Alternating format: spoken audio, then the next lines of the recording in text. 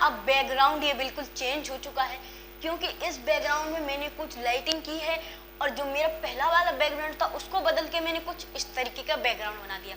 अगर आप लोगों को भी कुछ इस तरीके का बैकग्राउंड बनाना है तो दोस्तों मेरे वीडियो को बिल्कुल एंड तक देखना। अगर आप लोगों को मेरी ये वीडियो पसंद आती है तो वीडियो को लाइक कर देना, चैनल को सब्सक्राइब करने के साथ बेल आइकन को प्रेस कर देना, क्योंकि आप लोगों के लिए ही मैं कुछ इस तरीके की वीडियो लेकर आता रहता हूँ। तो चलिए हम वीडियो स्टार्ट करते हैं।